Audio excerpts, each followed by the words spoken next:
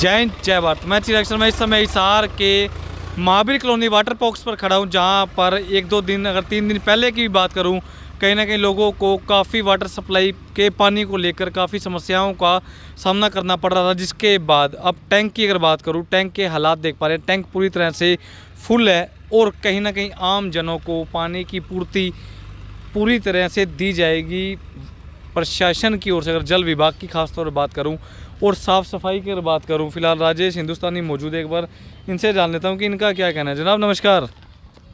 नमस्कार जी। कैसे पहले तो बताओ, कैसा तो होऊंगा, क्या होऊंगा। बिल्कुल बताइए, क्या तो होएगी, क्या मामला है? होगी, टाइम की भी होगी, साफ सफाई अब तो होगी परेशानी में भी आता है। साफ सफाई होगी अब। साफ सफाई तो अभी बहुत कुछ बाकी है। ठीक है जी। दूसरे टैंक की बात है। अच्छा जी। जो दूसरा टैंक है कहाँ? दूसरा टैंक पीछे है, मैंने आपको ले जाकर दिखाते जाइए जनता को भी। बोला है आपको। और पहले एक बार थोड़ा इस साइड आ जाइए, मैं दूसरा टैंक दिखाऊंगा। आज पहले फिलहाल इस समय देख पा रहे हैं टैंक पूरी तरह से फुल कर दिया गया पानी का, आम जनों को पानी की आपूर्ति ताकि हो सके। दूसरे टैंक की अगर बात करूँ, दूसरा टैंक ठीक इस टैंक के बिल्कुल बैक साइड है। दूसरे टैंक पर भी आपको एक बार ले जाकर दिखाऊंगा, पहले पूरा एक बार है जी। नहीं बताते जाइए आप एक बार। हाँ जी, मैं राजेश हिंदुस्तानी पिछले 5 वर्ष 10 महीने से शुद्ध पेयजल सत्याग्रह पर हूँ, जहाँ पर मैंने राजीव नगर से जब मैंने गंदगी देखी, सुअर मरे हुए आ रहे थे, जो रजवाया है राजीव नगर, शांति नगर, सूर्य नगर, सेक्टर 1-4 से होकर 7 रोड गांव और कैंट तक जो बड़ी नहर है बालसमंद ब्रांच, उससे ये पानी आता था महावीर कॉलोनी जलगर हिसार में।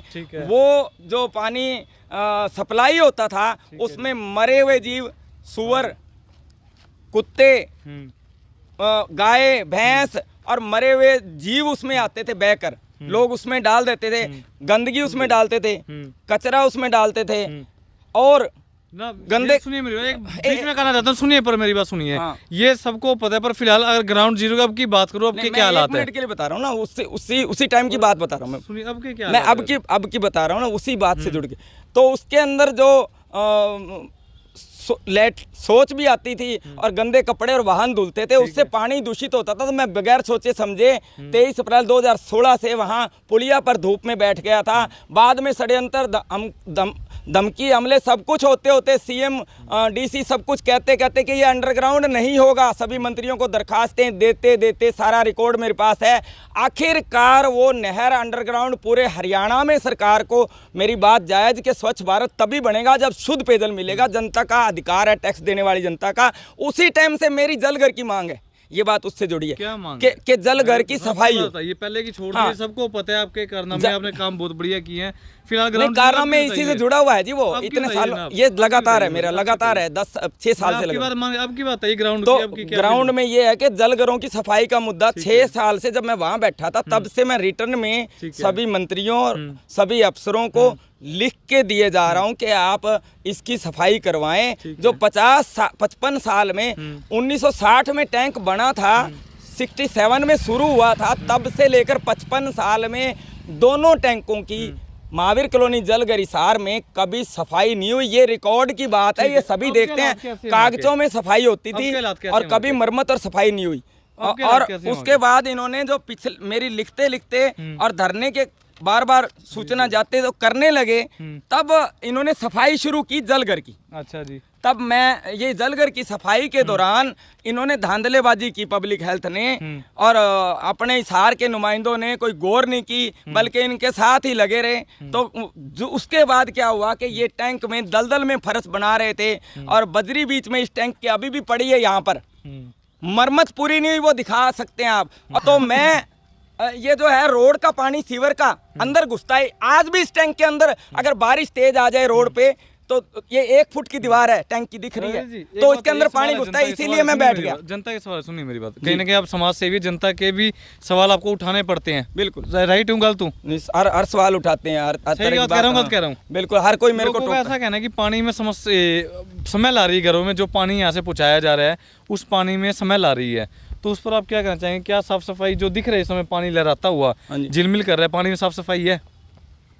ये झिलमिल करता हुआ जी अब साफ सफाई ऊपर से दिखता है, जब इसके अंदर पाइपों में या तो गड़बड़ी आ रही है, ठीक है, जो जो पुरानी कहीं जैसे सीवरेज ब्लॉक है, हाँ जी, सीवरेज ब्लॉक होने से जो पाइपलाइन है वो सीवरेज के अंदर से है, पुरानी लाइनें जो है, तो वो उसमें से हो सकता है कहीं लीकेज हो। ठीक है। दूसरी बात, इन्होंने फिल्ट्रेशन का बढ़िया नहीं किया हुआ, अब करने जा रहे हैं, उसका भी एक कारण है। तीसरा, ये जो आज आपको दिख रहा है इस तरह का यहाँ नहीं था, यहाँ गंदगी और दलदल भरी थी जो कि निकाली गई, पूरी तरह ठीक साफ नहीं किया गया, इसीलिए मैंने यहाँ धरना अनशन ये फिल्टर है कहाँ पे वैसे? बड़े बड़े फिल्टर कहते हैं, पानी फिल्टर होके लोगों के घरों में पहुंचाए जाते हैं, फिल्टर है कहाँ? फिल्टर पिछली साइड है। अच्छा, और टैंक दूसरा इस साइड है, ये रहा टैंक। कहाँ से रास्ता निकलेगा इसका? इस तरफ से। यहाँ से फिलहाल हिसार की महावीर कॉलोनी वाटर पॉक्स यानी कि जो पानी लोगों के घर तक सप्लाई होता है, उस टैंक के बिल्कुल बाहर खड़ा हूँ। आप लोग देख पा रहे हैं ठीक सामने। एक बार साफ सफाई की अगर बात करूँ, इस समय देख पा रहे हैं ठीक हालात है इस समय वाटर पॉक्स के। लोग परेशान है, कहीं ना कहीं लोगों का ये भी कहना है कि घर में जो पानी वाटर सप्लाई का आ रहा है उसमें स्मेल आ रही है, कोई कह रहा है कि मिट्टी आ रही है।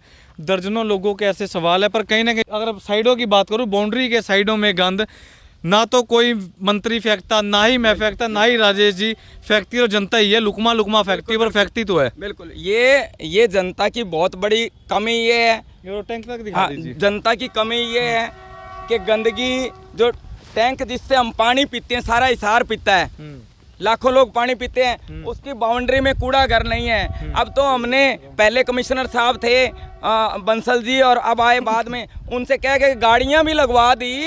अरे अब गाड़ियां आती है, आप कूड़ा गाड़ी तक इंतजार करके डस्टबिन में रख के कूड़ा उसमें डाल दो। जरूरी है आपने टैंक को दूषित करके उसको। जी, मैं यहाँ पर लगातार यही मांग के जलघरों की पूरी सफाई हो। इस जलघर की जिसमें खड़े हैं उसकी पूरी सफाई नहीं हुई थी, तो मैंने कहा कि ये जो 50-60 ट्राली और निकालें, तो वो निकालना नहीं चाहते थे। उसके बाद मैंने कहा जल समाधि लूँगा अगर इसमें पानी छोड़ देना दिया तो थोड़ा, उन्होंने पानी छोड़ने की पूरी तैयारी कर ली। 4 नवंबर दिवाली के दिन साफ हो गया कि पानी छोड़ा जाएगा, तू क्या कर लेगा, तू अकेला है। जनता सहयोग नहीं करती, अकेला हूं, लेकिन मैं अनशन और धरने अंदर ही करूंगा, जल समाधि लूंगा। तो 40 दिन तक खाली पड़ा रहा टैंक। और सच्ची बात यह है कि ये जो 150 ट्राली दिख रही है आपको, ये निकाली गई, ये निकाल दी गई, और मुझे संतुष्ट करने का अब तो ठीक है। मैंने कहा जी अभी भी ठीक नहीं है, इसकी रिपेयरिंग नहीं है जो आप दिखा सकते हो, ये दिखाइए जी। रिपेयरिंग बिल्कुल नहीं है। ये इधर ये जो नीचे ये मोरा दिख रहा है, तो अब रिपेयरिंग के लिए इन्होंने कहा एस्टीमेट भेजा है, और बगैर सूचना के, बगैर बात के डीसी साहिबा को और इनको बार बार कंप्लेंट देने के बावजूद इन्होंने कल पानी छोड़ दिया। तो मैं यहाँ पर पानी के अंदर ही अनशन पे बैठ गया था कि इतनी धांधलेबाजी क्यों, जब एक टैंक में फुल पानी है, शहर को दिया जा रहा है, तो ये गंदगी क्यों नहीं निकाली? ये सामने दिख रही है आपको। बिल्कुल। फिलहाल इसलिए मैं बैठा, ये पॉइंट नोट करने वाले हैं। वीडियो को शेयर करें। जनता को दोबारा यही कहना चाहता हूँ, कृपया कर सहयोग करें, यह आपकी भलाई का ही कार्य हो रहा है जनाब। किसी का पर्सनली इसमें जाति पाति या कुछ भी पर्सनली इसमें किसी का कोई बेनिफिट नहीं है। वीडियो को ज़्यादा से ज़्यादा शेयर करें, कमेंट करें, अपनी राय रखें कि आपका क्या मानना है।